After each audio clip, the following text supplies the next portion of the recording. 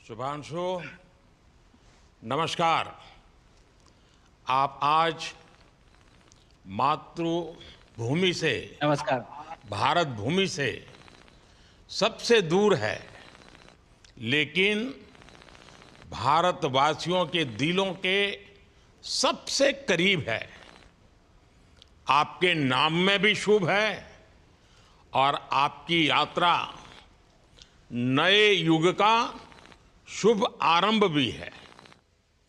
इस समय बात हम दोनों कर रहे हैं, लेकिन मेरे साथ 140 करोड़ भारतवासियों की भावनाएं भी हैं। मेरी आवाज में सभी भारतीयों का उत्साह और उमंग शामिल है। अंतरिक्ष में भारत का परचम लहराने के लिए मैं आपको हार्दिक बधाई और शुभकामनाएं देता हूं।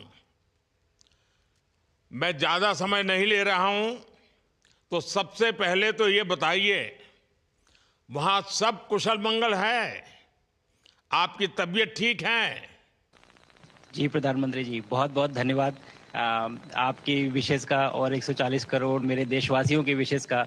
मैं यहाँ बिल्कुल ठीक हूँ, सुरक्षित हूँ। आप सबके आशीर्वाद और प्यार की वजह से बहुत अच्छा लग रहा है। बहुत नया एक्सपीरियंस है ये और कहीं न कहीं बहुत सारी चीज़ें ऐसी हो रही हैं जो दर्शाती हैं कि मैं और मेरे जैसे बहुत सारे लोग हमारे देश में और हमारा भारत किस दिशा में जा रहा है।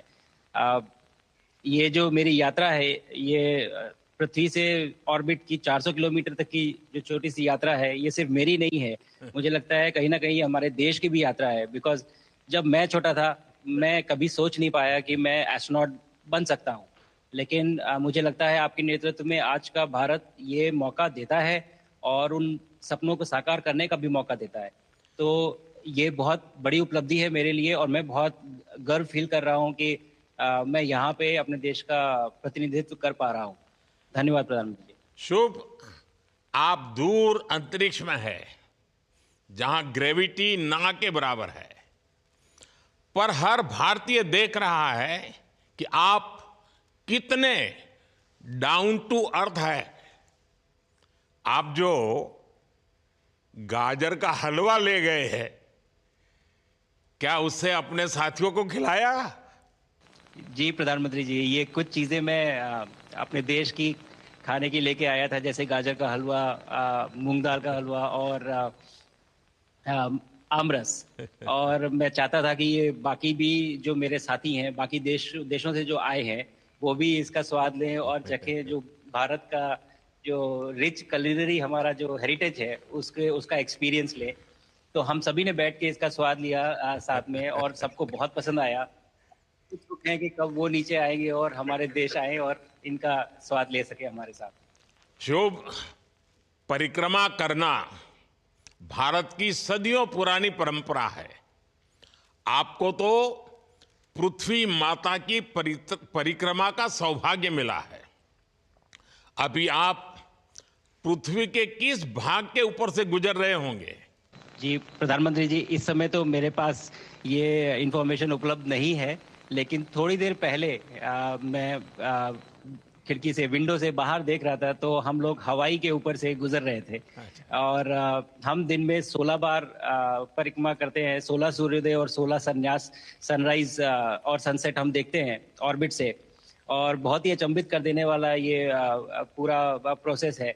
अ, इस परिक्रमा में इस तेज गति में जिस हम इस समय करीब 28,000 किलोमीटर प्रति घंटे की रफ्तार से चल रहे हैं आपसे बात करते वक्त और ये गति पता नहीं चलती क्योंकि हम तो अंदर हैं, लेकिन कहीं ना कहीं ये गति जरूर दिखाती है कि हमारा देश कितनी गति से आगे बढ़ रहा है इस समय, वाह। कि हम यहाँ पहुंचे हैं और अब यहाँ से और आगे जाना है। अच्छा शुभ, अंतरिक्ष की विशालता देखकर सबसे पहला विचार क्या आया आपको? प्रधानमंत्री जी, सच में बोलूँ तो जब पहली बार हम लोग ऑर्बिट में पहुंचे, अंतरिक्ष में पहुंचे, तो पहला जो व्यू था वो पृथ्वी का था। और पृथ्वी को बाहर से देख के जो पहला जो पहला ख्याल और पहला जो थॉट मन में आया वो ये था कि पृथ्वी बिल्कुल एक दिखती है। मतलब बाहर से कोई सीमा रेखा नहीं दिखाई देती, कोई बॉर्डर नहीं दिखाई देता। और दूसरी चीज जो बहुत नोटिसेबल थी, जब पहली बार भारत को देखा तो हम मैप पे पढ़ते हैं भारत को, हम देखते हैं बाकी देशों का आकार कितना बड़ा है, हमारा आकार कैसा है, वो मैप पे देखते हैं। लेकिन वो सही नहीं होता, क्योंकि वो एक हम 3D ऑब्जेक्ट को 2D यानी पेपर पे हम उतारते हैं। भारत सच में बहुत भव्य दिखता है, बहुत बड़ा दिखता है, जितना हम मैप पे देखते हैं उससे कहीं ज्यादा बड़ा। और अ, जो वननेस की फीलिंग है, पृथ्वी की वननेस की फीलिंग है, जो हमारा भी मोटो है कि अनेकता में एकता, वो बिल्कुल उसका महत्व ऐसा समझ में आता है बाहर से देखने में कि आ, लगता है कि कोई बॉर्डर एग्जिस्ट ही नहीं करता, कोई राज्य नहीं एग्जिस्ट करता, कंट्रीज नहीं एग्जिस्ट करती। फाइनली हम सब ह्यूमैनिटी का पार्ट है, और अर्थ हमारा एक घर है, और हम सब के सब उसके सिटीजन्स हैं। शुभांशु, स्पेस स्टेशन पर जाने वाले आप पहले भारतीय हैं। आपने जबरदस्त मेहनत की है, लंबी ट्रेनिंग करके गए हैं। अब आप रियल सिचुएशन में हैं, सच में अंतरिक्ष में हैं। वहां की परिस्थितियां कितनी अलग हैं, कैसे एडप्ट कर रहे हैं? यहाँ पे तो सब कुछ ही अलग है प्रधानमंत्री जी। ट्रेनिंग की हमने पिछले पूरे 1 साल में। सारे सिस्टम्स के बारे में मुझे पता था, सारे प्रोसेस के बारे में मुझे पता था, एक्सपेरिमेंट्स के बारे में मुझे पता था। लेकिन यहाँ आते ही सडनली सब चेंज हो गया। बिकॉज हमारे शरीर को ग्रेविटी में रहने की इतनी आदत हो जाती है कि हर एक चीज उससे डिसाइड होती है।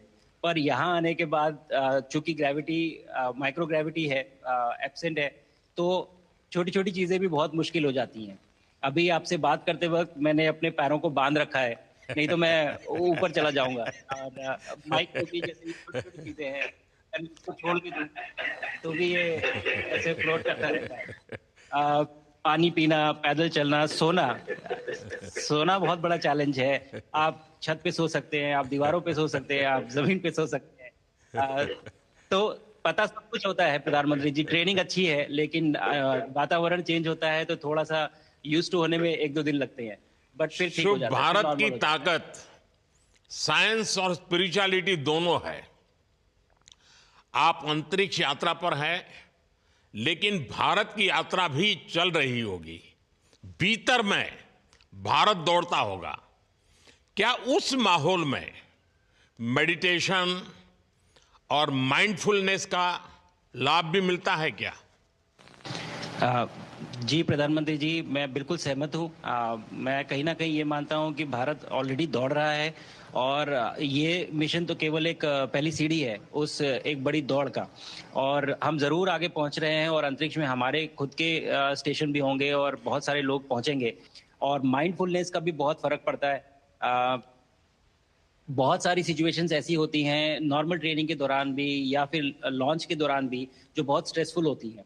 और माइंडफुलनेस से आप अपने आप को उन सिचुएशंस में शांत रख पाते हैं, और काम अपने आप को काम रखते हैं, अपने आप को शांत रखते हैं, तो आप अच्छे डिसीजन ले पाते हैं। कहते हैं कि दौड़ते हुए भोजन कोई भी नहीं कर सकता, तो जितना आप शांत रहेंगे उतना ही अच्छे से आप डिसीजन ले पाएंगे। तो आई थिंक माइंडफुलनेस का बहुत इंपॉर्टेंट रोल होता है इन चीज़ों में। तो दोनों चीज़ें अगर साथ में प्रैक्टिस की जाएं तो ऐसे एक चैलेंजिंग एनवायरनमेंट में या चैलेंजिंग वातावरण में मुझे लगता है ये बहुत ही यूजफुल होंगी, और बहुत जल्दी लोगों को अडेप्ट करने में मदद करेंगी। आप अंतरिक्ष में कई एक्सपेरिमेंट कर रहे हैं। क्या कोई ऐसा एक्सपेरिमेंट है जो आने वाले समय में एग्रीकल्चर या हेल्थ सेक्टर को फायदा पहुंचाएगा? जी प्रधानमंत्री जी, मैं बहुत गर्व से कह सकता हूं कि पहली बार भारतीय वैज्ञानिकों ने 7 यूनिक एक्सपेरिमेंट्स डिज़ाइन किए, जो कि मैं अपने साथ स्टेशन पे लेके आया हूं। और पहला एक्सपेरिमेंट जो मैं करने वाला हूं, जो कि आज ही के दिन में शेड्यूल्ड है, वो है स्टेम सेल्स के ऊपर। सो अंतरिक्ष में आने से क्या होता है कि ग्रेविटी चूंकि एब्सेंट होती है तो लोड खत्म हो जाता है, तो मसल लॉस होता है। तो जो मेरा एक्सपेरिमेंट है वो ये देख रहा है कि क्या कोई सप्लीमेंट दे के हम इस मसल लॉस को रोक सकते हैं या फिर डिले कर सकते हैं।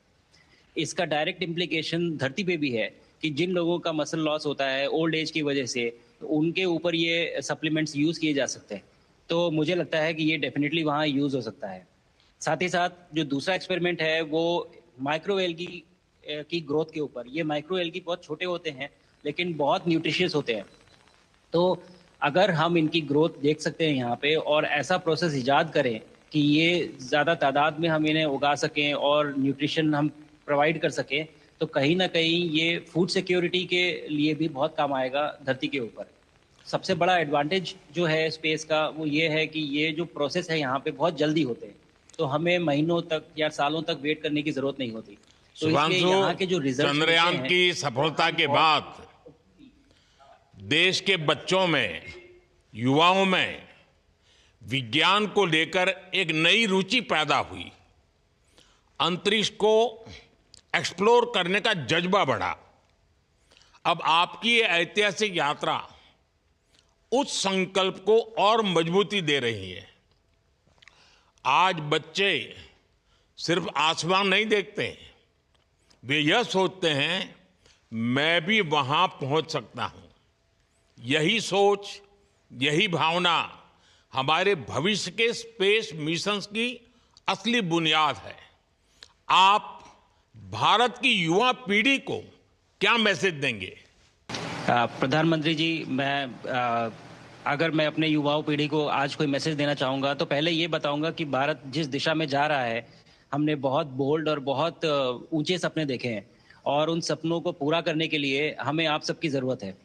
तो उस ज़रूरत को पूरा करने के लिए मैं ये कहूँगा कि सक्सेस का कोई एक रास्ता नहीं होता कि आप कभी कोई एक रास्ता लेता है, कोई दूसरा रास्ता लेता है। लेकिन एक चीज़ जो हर रास्ते में कॉमन होती है, वो ये होती है कि आप कभी कोशिश मत छोड़िए। Never stop trying. अगर आपने ये मूल मंत्र अपना लिया कि आप किसी भी रास्ते पे हों, कहीं पे भी हों, लेकिन आप कभी गिव अप नहीं करेंगे, तो सक्सेस चाहे आज आए या कल आए, पर आएगी ज़रूर। मुझे पक्का अगर छोटे विश्वास शब्दों है में कि आपकी ये बातें देना है तो मैं कहूँ देश के युवाओं को बहुत ही अच्छी लगेगी। और आप तो मुझे भली भांति जानते हैं, जब भी किसी से बात होती है तो मैं होमवर्क जरूर देता हूं। हमें मिशन गगनयान को आगे बढ़ाना है। हमें अपना खुद का स्पेस स्टेशन बनाना है और चंद्रमा पर भारतीय एस्ट्रोनॉट की लैंडिंग भी करानी है। इन सारे मिशंस में आपके अनुभव बहुत काम आने वाले हैं। मुझे विश्वास है आप वहां अपने अनुभवों को जरूर रिकॉर्ड कर रहे होंगे। जी प्रधानमंत्री जी, बिल्कुल।